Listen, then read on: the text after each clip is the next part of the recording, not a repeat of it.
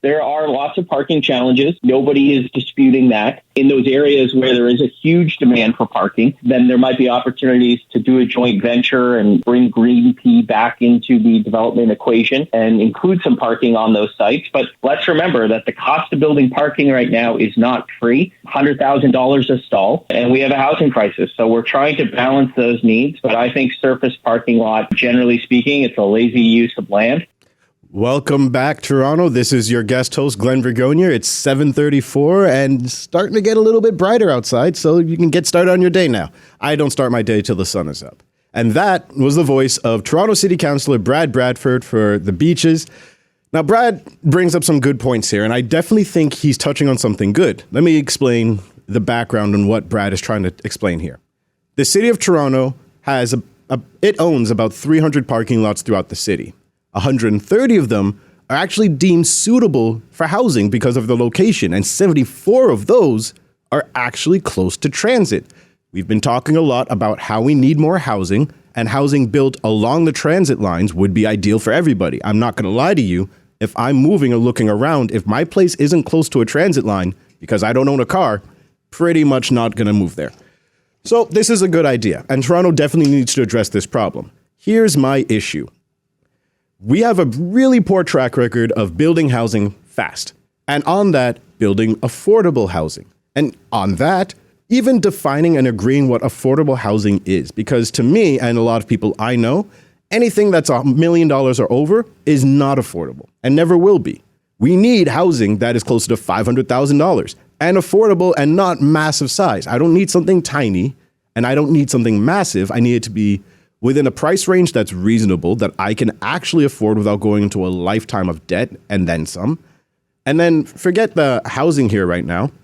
We have a parking problem in the city. Well, right now, as it is, there's barely room on the streets for the cars to drive.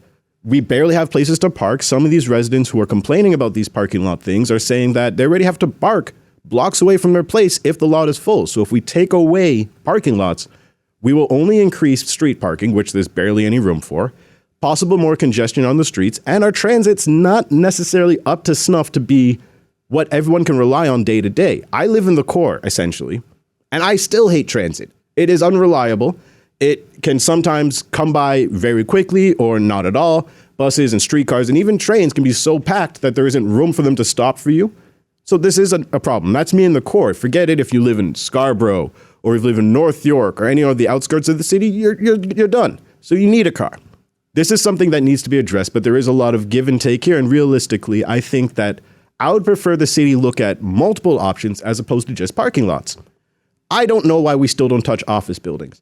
That's just me. And you know what?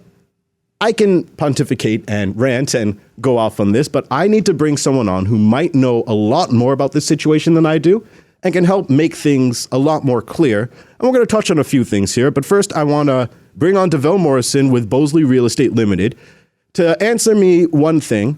Devel, first off, are you there and can you hear me? Yeah, I'm here. Good morning. And then my first question is, do you think Toronto looking to, I guess, reassign some of its parking lots for housing is a good idea and a feasible idea? I think it depends. I think there's a lot to unpack with everything what you just said. Yeah. So let me start off with this. You know, let's say the minimum price that you'd have to pay on, let's say, a pre-construction condo right now to get your foot in the door would be $600,000. Okay. So let's make that assumption, right? Mm-hmm. So, you know, your comment about why can't these things be $500,000? So of that $600,000, you have to realize that almost about $150,000 of that goes towards governments. Development fees, HST, park levies, education levies, blah, blah, blah, blah, blah. So essentially $150,000 is just tax. Right. Okay. So to your question about, well, why can't we make this housing more affordable? You know, and everyone's talking about affordable housing. So if you didn't charge the developer $150,000 worth of taxes, that $600,000 condo would be $450,000. Do you think that's more affordable?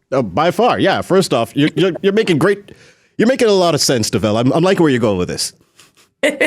So, I mean, to me, that's the biggest problem. Like, sure, this whole thing about the parking lots, that's great, but it's also very expensive. Mm-hmm. And there is literally an easier solution. Get rid of all the taxes that you're charging the developers.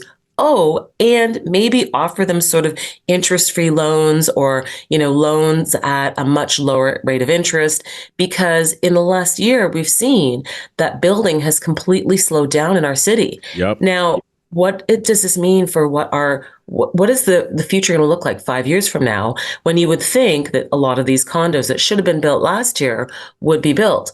So we think we're in a housing crisis now. But 5 years from now, it's only going to get worse simply because interest rates were so high that people were not building. Well, Devel, thank you for coming in as an optimist and giving us a beautiful picture of the future here. But I guess this is a good segue into the next topic here, because the RCMP is warning that within the next 5 to 10 years, Canada is going to become a lot more difficult for a lot of reasons, and one of them is housing and affordability. Do you agree with the RCMP's report here that we actually are only getting started in what seems to be financial hardships, or do you disagree and think that things might get better?